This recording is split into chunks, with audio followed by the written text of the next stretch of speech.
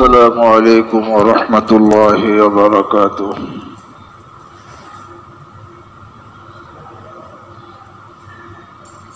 ঈদের দিনের সুন্নতের আলোচনা হইতেছিল।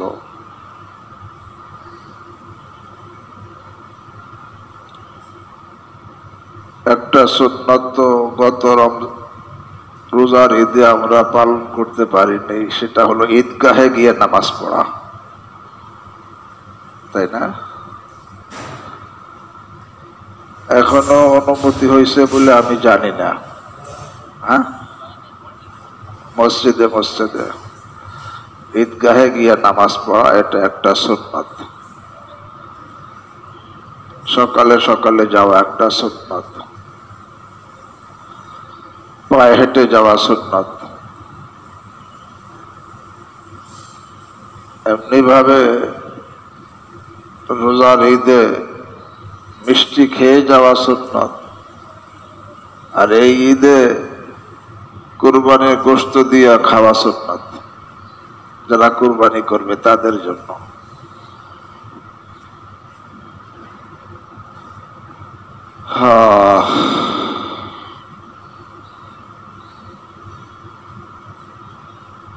কুরবানি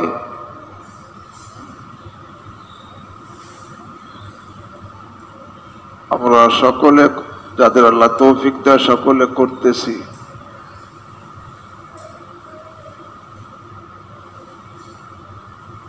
আল্লাহ আমাদের সকলের কুরবানিকে কবুল করেন। কোরআনে কারীমের মধ্যে আসছে,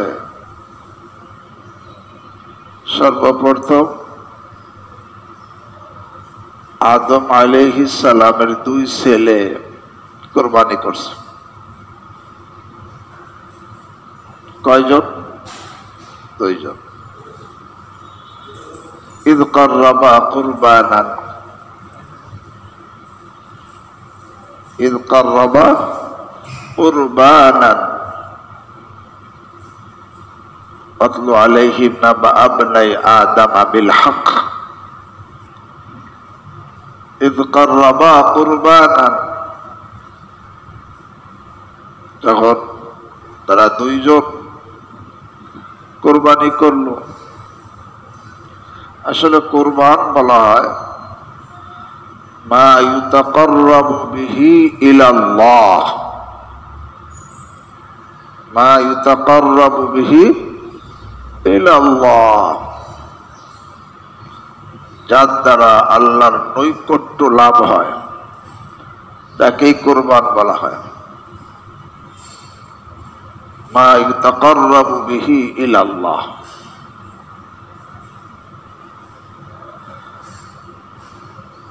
তো আদম আলাইহিস সালামের 2 ছেলে কুরবানি করছে। আমি কোরআনের কথা বলতেছি। কুরবানি 2 জন করছে। আল্লাহ বলেন ফাতুকুব্বিলা মিন আহাদিহিমা ওয়া লাম ইতাকাব্বাল মিনাল আখার। ফাতুকুব্বিলা মিন আহাদিহিমা, 2 জনের একজনের কুরবানি কবুল হয়েছে। ওয়া লাম ইতাকাব্বাল মিনাল আখার, দ্বিতীয় জনের কুরবানি কবুল হয় নাই। তো 2 জনে কুরবানি করছে, একজনেরটা কবুল হয়েছে আর একজনেরটা কবুল হয় নাই। তো কত পার্সেন্ট কবুল হয়েছে? 0.5%।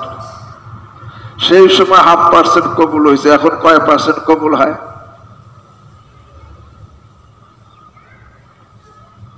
দেখেন না, হযরত আবু মুসা আশআরী রাদিয়াল্লাহু তাআলা আনহু আল্লাহ বর্ণনা করছেন যে আমি রাসূল করিম সাল্লাল্লাহু আলাইহি ওয়াসাল্লামের নিকট জিজ্ঞাসা করছি, ইয়া রাসূলুল্লাহ, প্রতি বছর হজে লক্ষ লক্ষ মানুষ আসে, লক্ষ লক্ষ মানুষ হজ করতে আসে,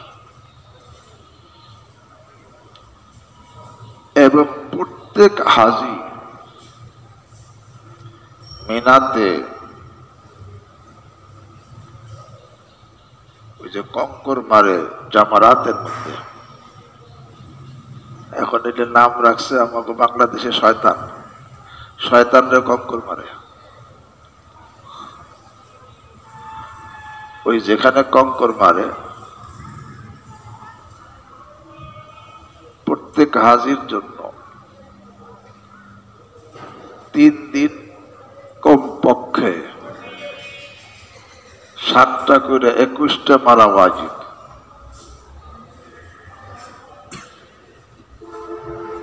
জামারায় উলা যেটা সেটা, কিন্তু প্রত্যেক হাজি 21টা কঙ্কর মারবে, সব নতুন কঙ্কর। এই জন্য মুজদালিফা থেকে হাজিরা কঙ্কর টোকায়। প্রত্যেক হাজি যদি কঙ্কর 21টা করে মারে, 1 লক্ষ হাজি হইলে কতগুলো কঙ্কর হবে? 21 লক্ষ। 2 লক্ষ হাজি হইলে 10 লক্ষ হইলে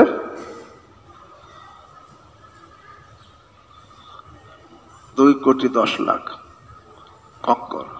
আর 20 লাখ হাজি হইলে 4,20,00,000 কঙ্কর 1 বছরে। আবু মুসা আশারী রাদিয়াল্লাহু তাআলা, হযরত আবু সাঈদ খুদরী রাদিয়াল্লাহু তাআলা জিজ্ঞাসা করলেন, ইয়া রাসূলুল্লাহ, প্রতি বছর এত হাজি কঙ্কর মারে, কিন্তু কঙ্কর তো সরানোর কোনো ব্যবস্থা নাই, সরকারি ভাবেও সরানো হয় না, ব্যক্তিগতভাবে সেখানে কঙ্কর সরানো হয় না। যখন সেই কঙ্কর সরানো হয় না,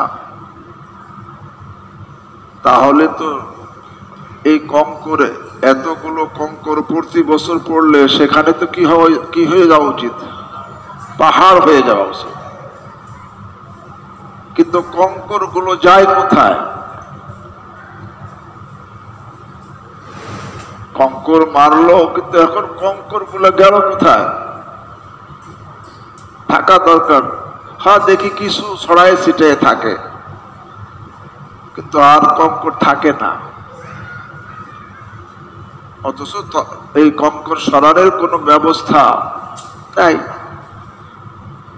সরকারি ভাবেও সরানোর তখন কোনো ব্যবস্থা ছিল না, ব্যক্তিগত ভাবেও কেউ সরাইতো না। যখন রাসূল করিম সাল্লাল্লাহু আলাইহি ওয়াসাল্লাম জিজ্ঞাসা করা হয়েছে, তখন রাসূল করিম সাল্লাল্লাহু তাআলা আলাইহি ওয়াসাল্লাম উত্তর দিয়েছেন, শোনো,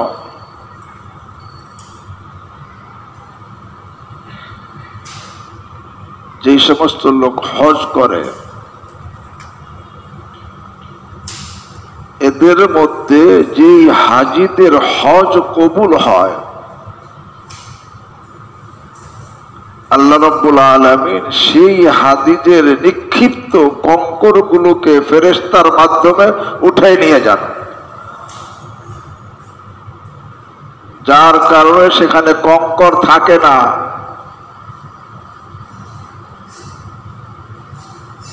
এই হাদিস বয়ান করে মুফতি শফি সাহেব রহমাতুল্লাহ আলাইহি বলতেন যে এখন শুনি যে ট্রাক ভরে ভরে কঙ্কর সরানো লাগে। মানে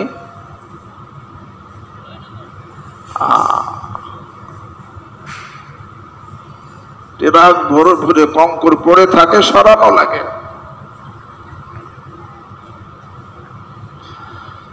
তো আদম আলাইহিস সালামের 2 ছেলে কুরবানি করছে, ফাতাকুব্বিলা মিন আহাদিহিমা ওয়া লাম ইয়াতাকাব্বাল মিনাল আখার। একজনের কুরবানি কবুল হয়েছে, আর একজনেরটা কি হয় নাই? কবুল হয় নাই। কোরআন বলতেছে, আল্লাহ নিজে বলতেছেন, কারণটা কি? কবুলের জন্য শর্ত যা তাকওয়া। এই আয়াতের পরে, এই আয়াতের শেষেই আছে ইন্নামা ইয়াতাকাব্বালুল্লাহু মিনাল মুত্তাকিন। ইন্নামা ইয়াতাকাব্বালুল্লাহু মিনাল মুত্তাকিন। আল্লাহ রাব্বুল আলামিন যারা মুত্তাকি, তাকওয়াওয়ালা, যারা তাকওয়াওয়ালা, তারা মাসআলা অনুযায়ী আমল করে,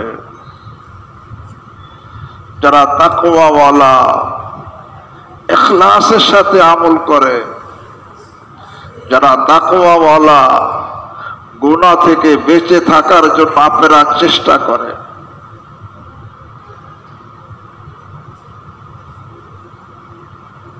এই জন্য বলতেছেন ইন্নামা ইয়াতাকাব্বালুল্লাহু মিনাল মুত্তাকিন। এই কথাটাই রব্বুল আলামিন অন্য আয়াতে আরো স্পষ্ট করে বলছেন যে শোনো জগৎবাসী, তোমরা কুরবানি করতেছো, তবে শোনো, আমার যে নৈকট্য লাভ করতে চাও, আমার নৈকট্য লাভ করার জন্য তোমার পক্ষ থেকে আমার কাছে কি পৌঁছবে শোনো। লা ইয়ানালাল্লাহা লুহুমুহা ওয়ালা দিমাউহা ওয়ালাকিন ইয়ানালুহু তাকওয়া মিনকুম। যে কখনো তোমাদের কুরবানির গোশত, রক্ত আমার কাছে পৌঁছবে না। কি পৌঁছবে? ওয়ালাকিন ইয়ানালুহু তাকওয়া মিনকুম। তোমার যে তাকওয়া, পরহেজগারি এই কুরবানির ক্ষেত্রে, এটা আল্লাহর কাছে পৌঁছবে। তুমি হালাল মাল দিয়ে কুরবানি করতেছো না হারাম মাল দিয়ে করতেছো, ওইটা দেখো। তুমি মাসআলা অনুযায়ী করতেছো না মন মানে প্রথা বা নিজের প্রথা অনুযায়ী করতেছো, দেখো। নামের জন্য করতেছো, গল্প করার জন্য করতেছো না আমাকে সন্তুষ্ট করার জন্য করতেছো, দেখো।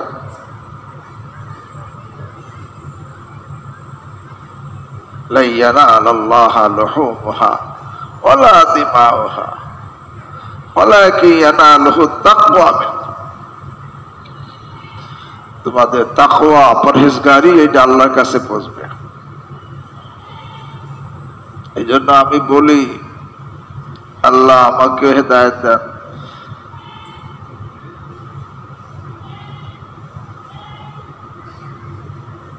কিছু লোক নেক আমল কইরাও দুনিয়াদার, সে দুনিয়াদার। আর কিছু লোক দুনিয়ার কাজ করেও সে দিনদার।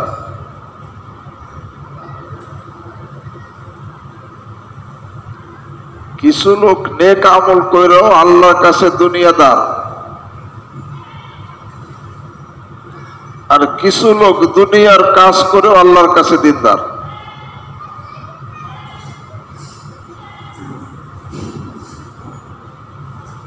যে লোকটা দুনিয়ার কাজ করে, হালাল উপার্জনের জন্য ব্যবসা করে, হালাল উপার্জনের জন্য চাকরি করে, হালাল উপার্জনের জন্য শ্রম দেয়, হালাল উপার্জনের জন্য মিস্ত্রিগিরি করে, হালাল উপার্জনের জন্য দর্জিগিরি করে, কৃষি কাজ করে, মানুষ তো দেখে সে দুনিয়ার কাজ করতেছে, কিন্তু এর মধ্যে সে আল্লাহর বিধানকে ভোলে না, আল্লাহকে ভোলে না। ব্যবসার মধ্যে সে আল্লাহকে ভোলে না, চাকরি করার ক্ষেত্রে সে আল্লাহকে ভোলে না, আল্লাহর বিধানকে ভোলে না। আর দুনিয়ার যে কোনো কাজ করতেছে সে আল্লাহকে ভোলে না, আল্লাহ স্মরণ রাখে, আল্লাহর বিধানকে স্মরণ রাখে, বিধান অনুযায়ী চলে। ব্যবসা করে তো আল্লাহকে স্মরণ রেখে আল্লাহর বিধান অনুযায়ী সে ব্যবসা করে। চাকরি করে তো আল্লাহকে স্মরণ রেখে আল্লাহর বিধান অনুযায়ী চাকরি করে।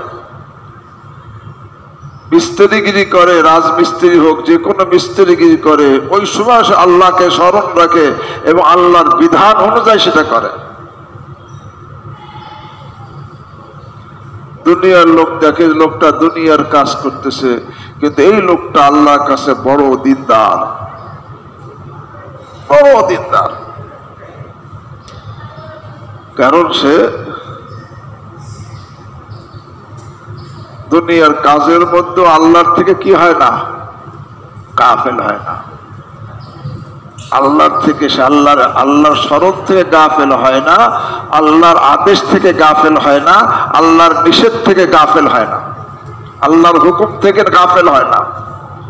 ওই অবস্থায় আল্লাহর আদেশ নিষেধ সব মেনে চলে। এই লোকটা যদিও দুনিয়ার কাজ করে, বাস্তবে আল্লাহর কাছে দুনিয়াদার নাকি না, হ্যাঁ, দিনদার। কত বড় দিনদার! আল্লাহ রাসূল সাল্লাল্লাহু আলাইহি ওয়াসাল্লাম বলেন, এই লোকটাকে তোমরা ব্যবসায়ী দেখো, কিন্তু কত বড় দিনদার জানো?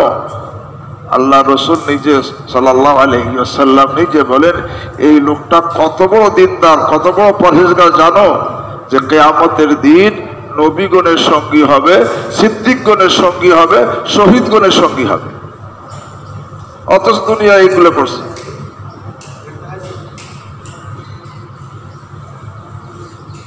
কারণ সে দুনিয়ার কাজ করেও আল্লাহকে কি বলে নাই, আল্লাহর বিধানকে ভুলে নাই, আল্লাহর হুকুমকে ভুলে নাই।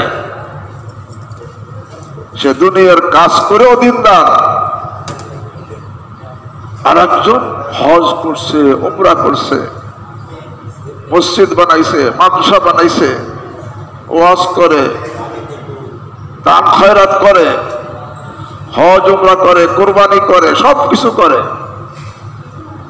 কিন্তু আল্লাহর বিধান ভুলে গেছে। আল্লাহর বিধান, একটা বিধান বলি যে নেক আমল করবা তো শুধু আমার সন্তুষ্টির জন্য করবা, গল্প করার জন্য না, যে আমি এতবার হজ করছি, এতবার উমরা করছি, এত টাকার কুরবানি দিছি, এতগুলা মসজিদ বানাইছি, এতটা মাদ্রাসা বানাইছি।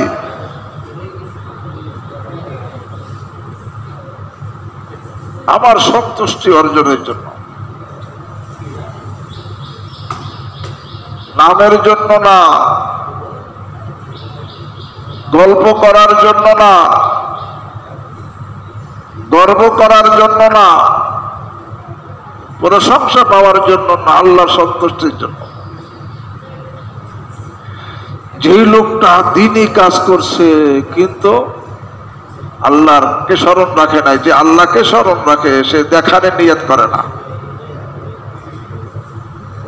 সে প্রশংসা পাওয়ার নিয়ত করে না, সে গল্প করে না,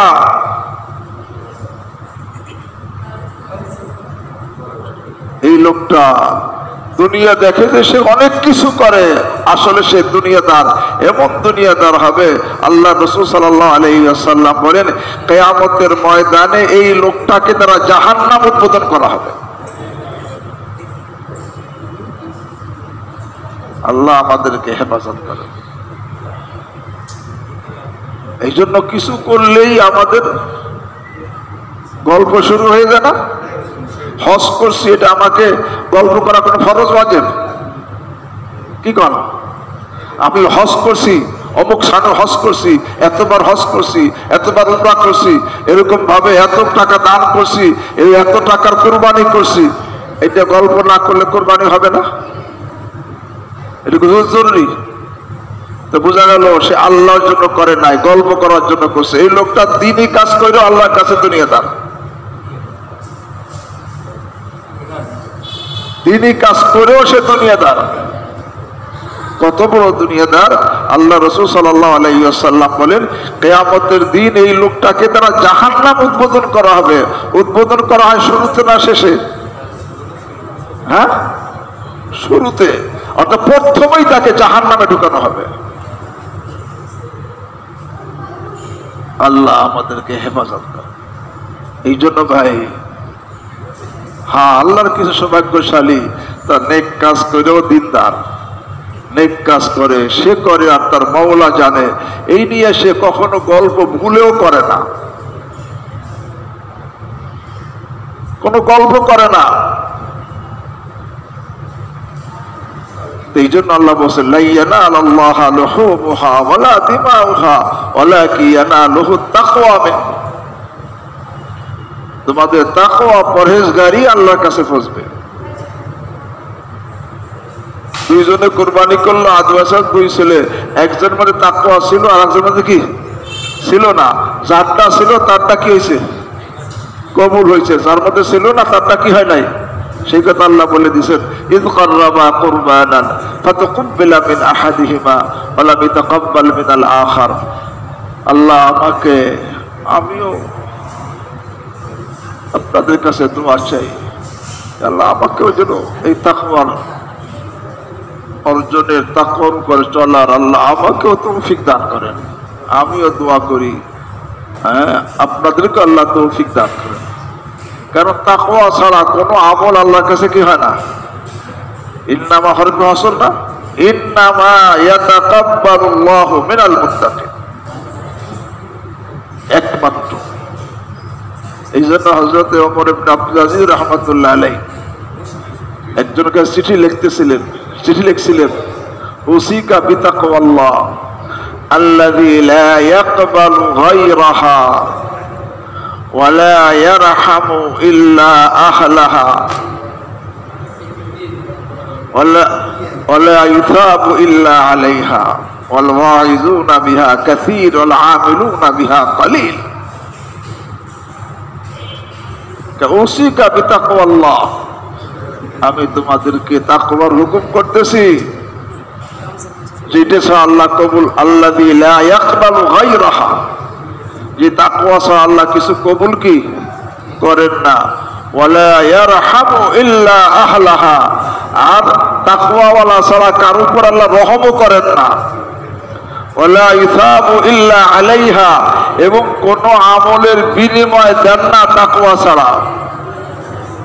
ওয়াল ওয়াইযুনা বিহা কাসীর ওয়াল আমিলুনা বিহা কলিল।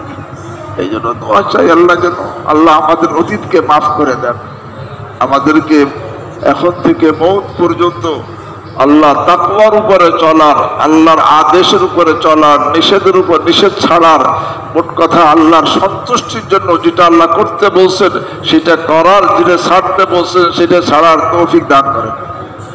আমরা এই কালকে তো ঈদের নামাজ, যেহেতু এখনো সরকারের থেকে পারমিশন হয় নাই, একসাথে ঈদগাহে নামাজ পড়ার অনুমতি হয় নাই, তাই হুজুর বলতেছিলেন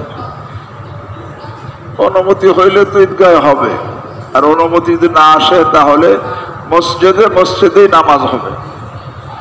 আর এখানে ইনশাআল্লাহ সকাল 7টায় ঈদের জামাত দাঁড়াবে। কয়টায়?